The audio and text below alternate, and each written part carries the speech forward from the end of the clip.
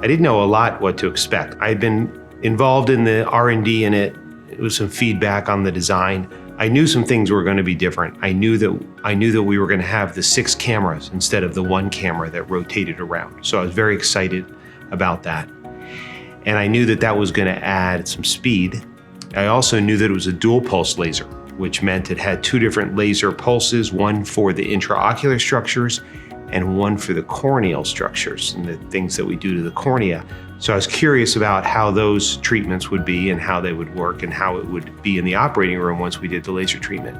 The initial response that I had was, it was just basically a huge improvement and upgrade and refinement of the previous version in every aspect. Okay, the footprint, the design, the ergonomics of it, the ease of use, the speed, obviously, with the 6 cameras, and the quickness of the laser upgrades to this dual pulse laser was probably what blew me away the most. Is like, we used to wait a couple seconds for the capsulotomy to be completed.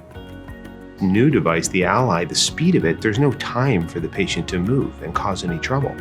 So when I got into the operating room, naturally, the capsulotomies were perfectly smooth edges, which was a whole level up from not only the previous generation of the LensR device, but also from the Victus, which I've used, and the LensX, which I've used.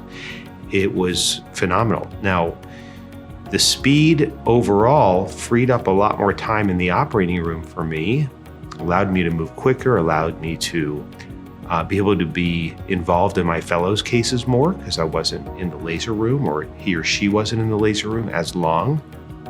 And it improved the overall efficiency and flow of our day and just made the pace a little better. No downtime. I know it sounds kind of silly, but when you're sitting there in front of a device like a laser and it's doing its job of imaging and waiting and the software's cooking, you're kind of sitting there twiddling your thumbs for 20 seconds, 30 seconds, 40 seconds, or even during the laser treatment time. And those idle moments, although it doesn't seem like it would be a big deal, for a busy refractive cataract surgeon, they need to stay in the zone and stay in the pace of the day to stay focused and sharp. So any distractions like that and downtime can be, it can just disrupt your mental flow.